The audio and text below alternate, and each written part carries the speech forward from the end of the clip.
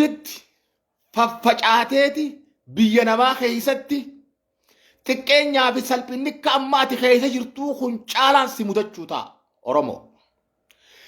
Hin komatin kana booda qabsoo akka sabaa godheetiin jira hoogganaan dhabee maaliin dhabee hooggana qabsooti galmaannaa ga'uun dhabee maaliin dhabee tanaaf qabsoon tiyya lafarra dheeratte namaa qabsoon haa hoogganuun dhabee tanaaf amata dheeraa diinni naga buroomsa jettee hin alaalanin hin boohin kana booda never. Ati Oromoo wal qoodda'ati goota keen eeggattu hooggana keen jabeeyfattu hin kunuunsitu lubbuun kennituuf ni bitamta waa xiqqishoon bitamta. Kanaaf eenyuyyuun komatin kana booda Jawhar ni dhabdu. Jawhar Habashaan itti taphatti. Amaarri nafxanyaan itti taphatti Jawhar. Namni taarget keessa isaan galchanii jiran Baqqalaa Garbaatii fi Jawhar Maammati. Kana waan sooshaal miidiyaa irra deemu jiru arku jirtan. Akkanumatti dhaadatan. Akkanumatti uummanni Oromoo dantaa dhabee gaafa isaan dhaadatan. Gaafa barreeffamaan feesbuuk irraan akkanan dhaadatan san dantaa dhabaniituma akkanumatti laaftuma. Kun laaftuma oqum nagarii waan nafxanyaati jenneetuma laaffifnee ilaalaa turre gaafa Hacaaluu hundee isaa nyaatanis. Eeguma inni kufe Hacaaluu jennee Hacaaluu goota Oromoo jennee gabbaanee boonyee maal jennee gaafa shirri lafa jalaan irratti dalagamu dhiira Oromoo dhiiruma teenyaa taji'a sagalahaati gara ba'attee dhalteetu Hacaaluu hundee isaa urjii sabaa daa'imantii Oromoo san nu harkaa nyaata jechuudha. Gaafasiis nuti caluma jenneetuma boonyee hiriira baanee guyyaa 2-3 booda mana galle khalaas. Daganna jechuudha hundi keenyaa'u. Dhaaphaa invaayitii isiniif hin kenna. Akka gaariitti haasoyna har'ayi. Warri invaayitii barbaadan lakkoofsa tokko isiniif hin ergaa. Ni haasoyna waan jajjabduu irratti haasoyna har'ayi. Oromoo tana likki itti himna. Likki itti himna uummata Oromoodhaa kana uummata Oromoo jechuun uummata baladiyyaa uummata zubaalaadha isin. Uummata zubaalaadha nuti uummata zubaalaadha uummanni Oromoodhaa. Maaliin isin jaa anis uummata Oromoo irraa tokko. Hangan takka Jawhar Maammas Silaayidhaa keessan bulu. Silaa aktiivistii Amaaraa ta'e. Jawhar silaa saba Tigiree keessaa dhalate. Silaa saba Amaaraa keessaa dhalate. Silaa saba biraa keessaa dhalate. Jawhar Maammas hangan takka hidhaa keessan taa'u. Namni akkanaa qaaliin Afrikaa keessatti hin argamne kun. Oromoon faayidaan qabnu nuti faayidaan qabnu takkittii tana mata qabadhaa. Lafa inni itti hidhamee waggaa 2 keessa sakaalamee jiru san kana qalee miti kana ajjeesee miti kana sakaalee dura naqabee jeejan sangaan yookaanuu gartee reettiin gartee sangaan kana qalee miti haableen morma kiyya namuree miti haduran na sakaaleetu namiidhee jeejan sangaan yeroo kuffisanii qalan maaliif silaa duraa dhiitatee deema jechuudha. Lafa Jawhar Maammas waggaa arra yoo xiqqaatte guyyaa 500 waggaa 2ffaaf deema guyyaa 500 keessa sakaalamee itti marfamee keessa jiru san Oromoon marsee taa'u jira. Lafti sun lafa Oromiyaa keessatti jechuudha magaalaa Finfinneetti Qilinxoodha jechuudha. Uummanni Oromoodhaan ni dagate. Rabbii kiyyaa fi uummata kiyyaan abdadhee biyya tana gala jee. Eessa jira mee uummanni Oromoo har'aan tana? Mee eessa jiran? Uummanni dillikka sibbee Jawhar cuusun hundi eessa jira har'aan tana? Qoonqoo garaatii fi biddeena garaatiif sadarkaa yerootiif jecha garaa fi jalaa hafuu dadhabee arra goota dantaa irrina tokkoon qabne Jawhar akka nama tokkootti hanqina rakkina hegeree saba kanaa anaa fi siif Oromoof jecha fedhii fi beekumsaa fi dandeettii isaa gurguree mana hidhaadhaa tafkii fi gadi wasaka san keessa ciisu jira jechuudha. Baqqalaa Garbaadhaa waan itti irrate hin qabu. Jawhar Maammas waan itti irrate hin qabu. PhDdha. Nama PhD qabu PhD digirii 3ffaa gargar mure. Doolaara meeqaan nama dalagu biyya faranjii biyya Ameerikaadhaa biyyattiin biyya addunyaa tanarraa namni dhaquu hawwu. Biyya addunyaa tanarraa namni dhaquu hawwu bar biyya Ameerikaatii bar. Biyya namni waggaa 20 waggaa 30 Keeniyaa fi Masri sana ijoolleen teenya tatteessu. Somaaliyaa tatteessu UN eegganna yanii tatta'an tan deemuuf hawwan biyya George W. Bush biyya gartee Abraham Lincoln biyya Ameerikaa tana USA Ameerikaadha jechuudha. Nama biyya san keessaa paasapoortii fi lammummaa biyya sanii dhiisee lafa kaayee gaafii fi haqni saba kiyyaa ummata kiyyaa bakka harkatu qaba jee Oromoof jecha paasapoortii isaa lafa kaayee dantaa fi miidhaa sabaa bakka tuqamtotti taa'uu diddee garaan dadhabee waan meeqaan kadhaa meeqaan osoo wayii waatanuu osoo kadhatanuu waan barbaaddu kadhu waan feene sii kennina sirnumaa fi yaada keenya kana duran dhaabbatin waa'ee ummata Oromoo biraa deem dhiisi firraa kana waan barbaaddu kadhu jiraadhu angoo barbaaddu ministeera feete ta'i angoon barbaadu tan inni arganne jiru biyya Itoophiyaa san keessatti fedhii warra Oromoo miidhuu kana dura silaa dhaabbatuu baatee Jawaar Mohaammed Oromoon garuu inni ganuu didee aji amaanaa saba kiyyaa jee afaan garagalee jara afaan dhaabbateef sun arra eeysa jirrame mee bakka jirru ifarka Nabii Gammadaadhaa du'e diinaa dhabamsiise ilaa arratti qabrii Nabii Gammadaa namni arga jira Jawaaris akkasitti dhabamuu ta'a Jawaaris dhabuuf teenya nuti amataa gadaa ni boonya jechuudha khalaas ni boonya goota keenya siidaa dhaabuun siidaa'uun dhaabnu bara siidaa'uu dhaabuu nutti hin dhiisanii bara siidaa'uu dhaabuu nutti hin dhiisanii bara goota keenya dhabne hoogganaa Oromoodha shamiza isaa suuraa uffanne Oromoo bilisummaa Jawaar Mohaammed du'ee arkattu ni feeta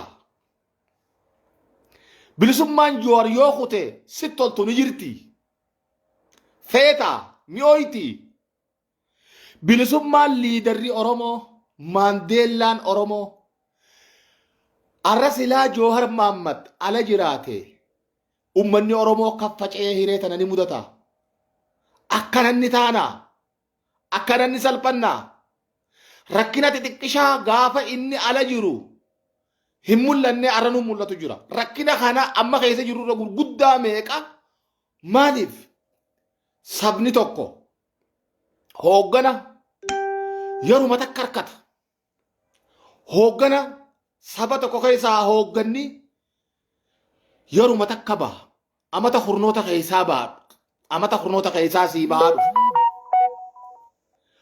fakkeenyaaf saboota gabroome seenaa ummata gabroomee laala yaa ummata keenya seenaa ummata gabroomee laala akkatti cabanii bilisoomuu dadhaban arkaa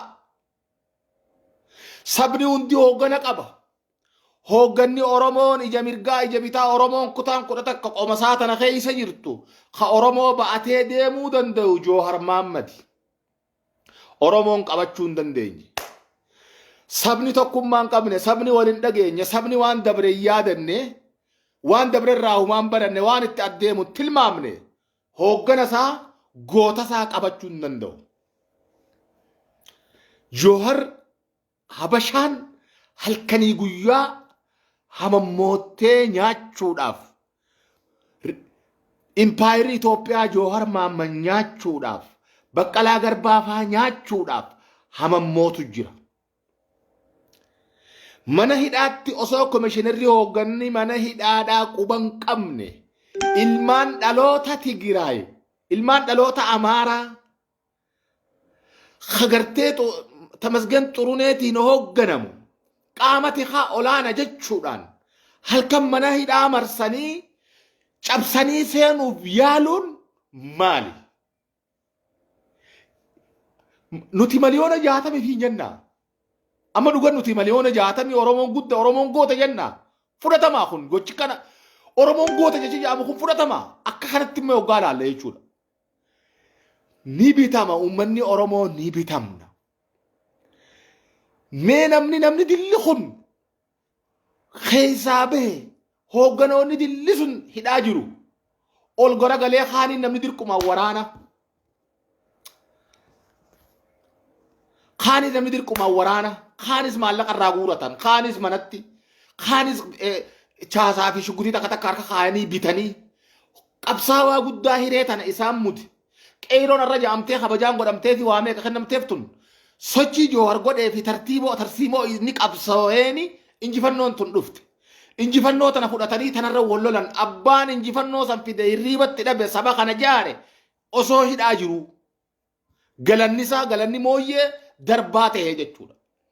Dagatanii duumeysa dorrobee duubaatti addeemu jiru Oromoo guutuu ukkaan suudeemu kanan arkan.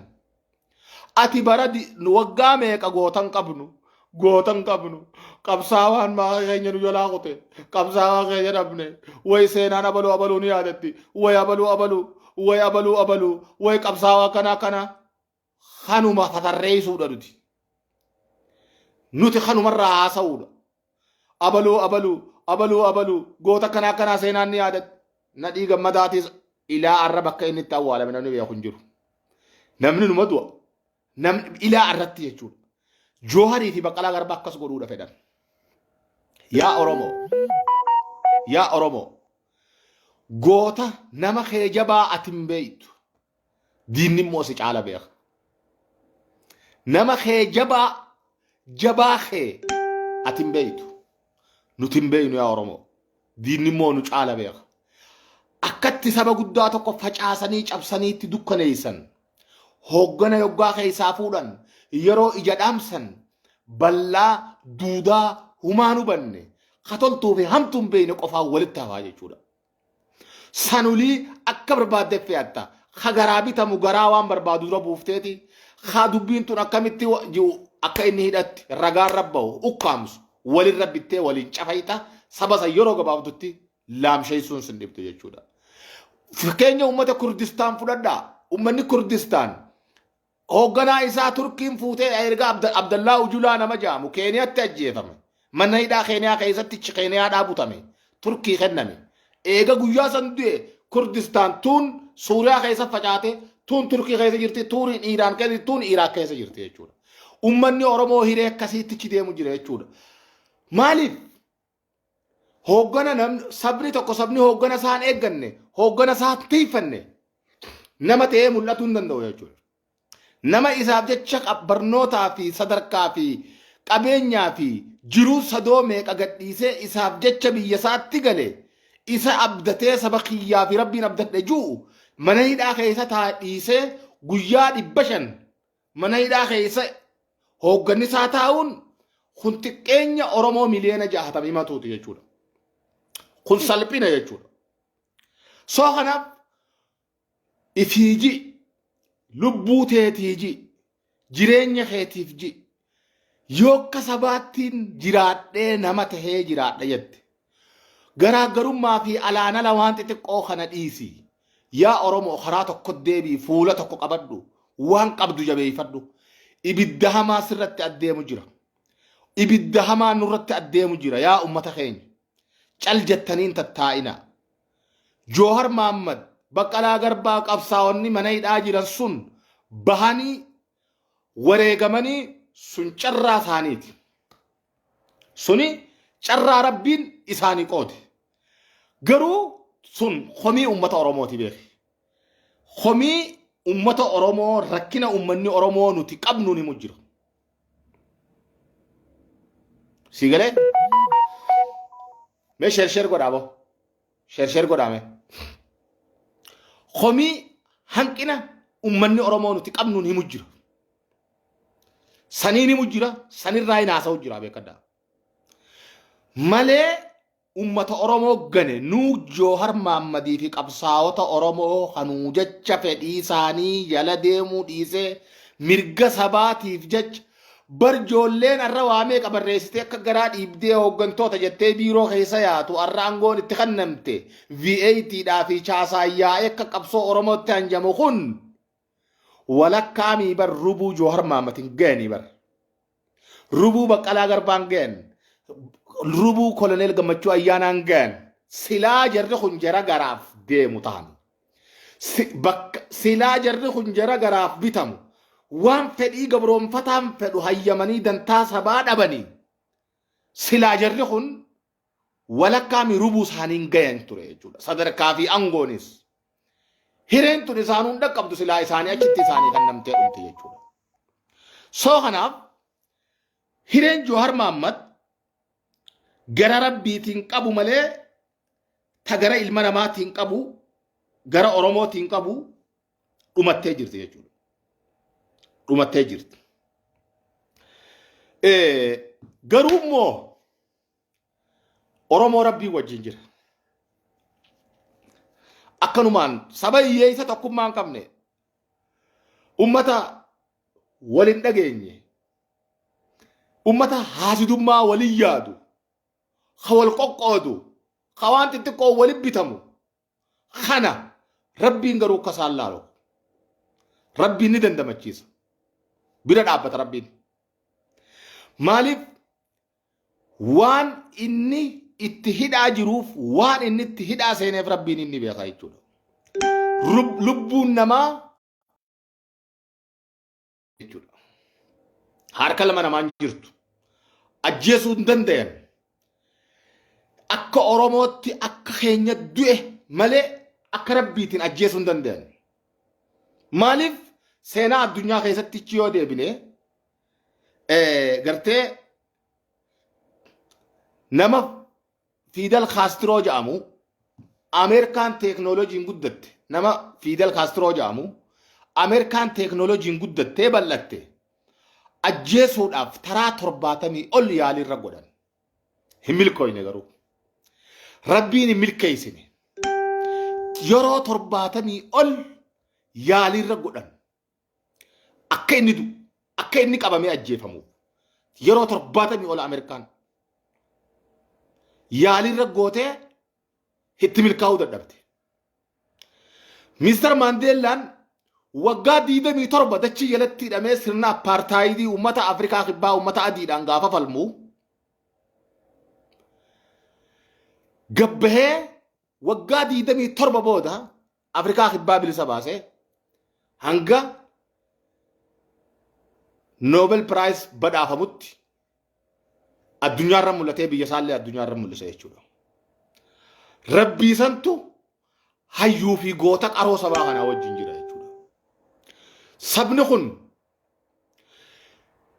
دنتافي فديتي تقوني اللي بيتامي أفان غرغلني سدو يروت تقوتون إسام بوتة أكون نخون نجيرمني سياني بولشي سبيبي خالكني غويا قريسين وغويا لكاوتو خنا أفجج ويانه ميكي في متريسي في تانكي دانا كسيت أفريقيا سودا شفت سنو نخط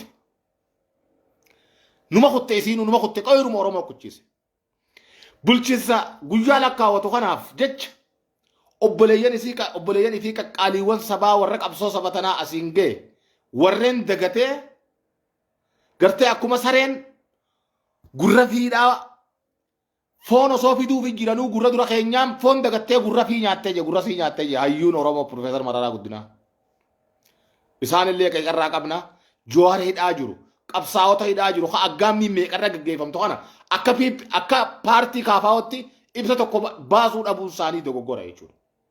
Hankina paartii Oromooti jechuudha. Hankina paartii Oromooti, hankina Mararaa Guddinaati jechuudha.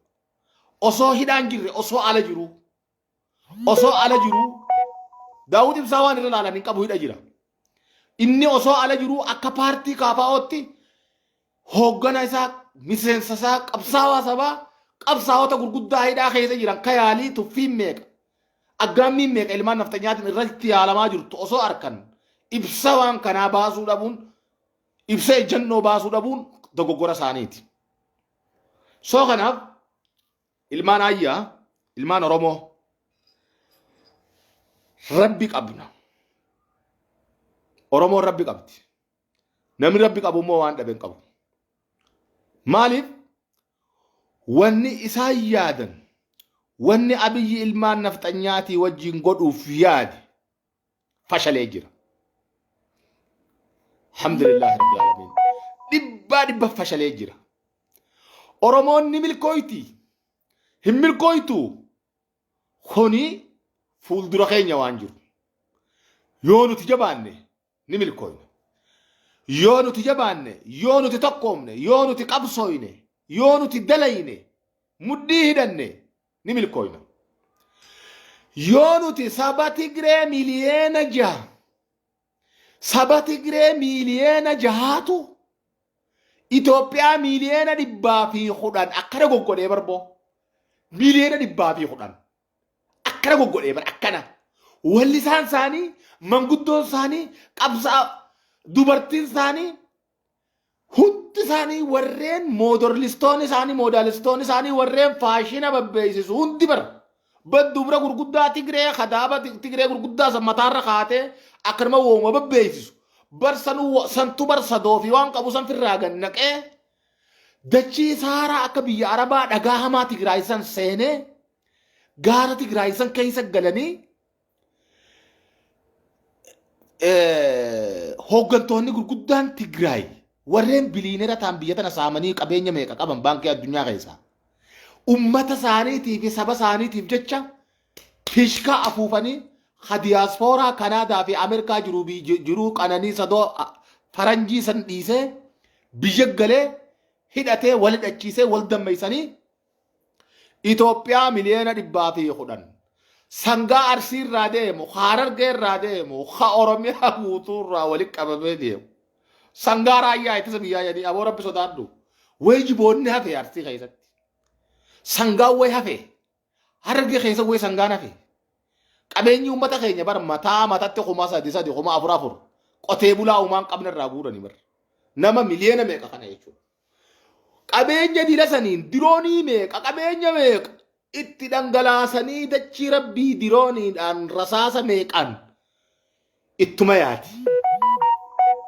Akkanuma qabatteetti yaate jechuudha. Maaliif uummata miliyeena 6 aboo dhugatti nuti saba nuti immoo Oromoo nuti saba jennee saba xiiqii qabu hawaatti dhagayaman jennee jara kana biratti numa dubbanna afaan dubbannu ni qabna Oromoo. Dhugatti ni qabna afaan dubbannu nuti. Hin qabu. Laal dhugaa jirtus hawalii himaa deemnu. Dhugaa saafitti himaa deemnu jara keenya. Dhugaatitti himnu malee jaalannee diinni nun buqqaafne jee barboo koloneel gammachuu ayyaana akkana jee bar. Jaalannee fi miti jee hadiinni nu buqqaaseef waan nuti laaffanneef jee. Nuti ilmaan haraami jee ilmaan haraam. Oromoon jee nuti jee laal. Ujuba ni beeytanii mi qabroota